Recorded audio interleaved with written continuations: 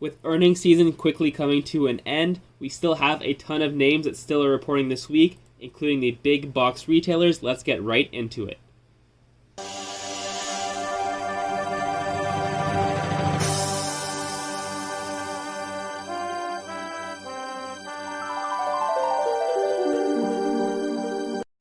Alright, and welcome back to the channel, guys. It's me, Adam, and in this video we're going to be taking a look at the weekly earnings starting for August 15th. On Monday, we don't have too many noteworthy names, maybe just Tencent Music. Otherwise, Tuesday is when we have Walmart, currently trading around $130 a share. They step into the earnings ahead of Tuesday's open. Analysts on average expect the retailer to report earnings of $1.60 per share, down 10.1% year over year. Revenue is projected to rise 7% to $150.8 billion.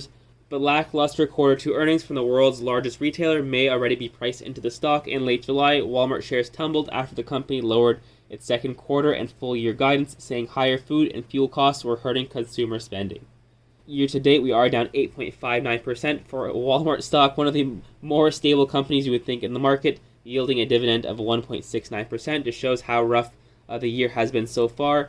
Over the past 1 year, it is down 11.58%. However, over the past 5 years, the stock is up 66.71%. Another big box retailer, Home Depot, is also reporting and estimated to book in a profit of $4.93 a share. We also have Sea Limited, which is expected to report a loss of $1.06 a share. So Home Depot, again, once upon a time, this was a 52-week high of $420. Since those highs, the stock is down well over 23%. But year to date, we look from the lows back in June, and the stock is up 17%. Sea Limited, again, this one once upon a time gave the most FOMO. I remember back in 2020, the stock was below $100 and then just ripped on higher, up over 500% to about $357, and then getting absolutely demolished, down 75% from that peak. Similar to Home Depot, on Wednesday, Lowe's is also reporting before the bell. The company beat on the bottom line in the first quarter, but reported top-line results that fell short of what analysts were expecting. This time around, consensus estimates are for Lowe's to report earnings of $4.62 per share, up 8.7% year over year, and revenue of $28.1 billion, which will be up 1.8% year over year. And looking at this stock over the past year, having a 52-week high of $263, since those highs, the stock is down 19%.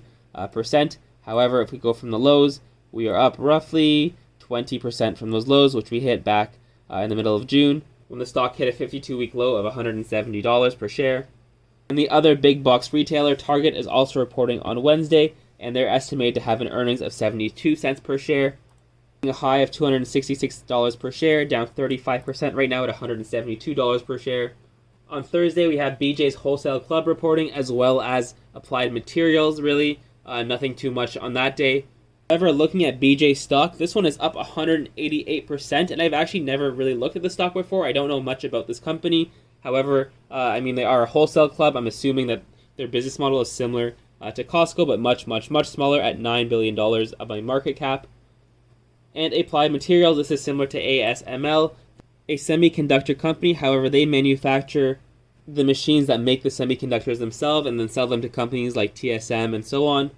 And on Friday, actually, we have a couple of good names. We have Deere and we have Foot Locker. Deere is estimated to earn $6.68 per share and Foot Locker 85 cents per share.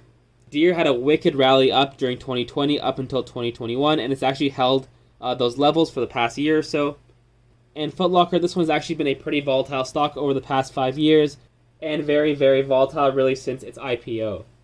Alright guys, that's the end of the video. I'm going to leave on this chart over here of Walmart, the all-time, up almost 34,000% all-time. So you just hold great companies and they will do well for you over the long term. Let me know your thoughts below on the companies reporting. How do you think the big box retailers are going to report? Let me know. As always, subscribe and like, and I'll see you in the next video.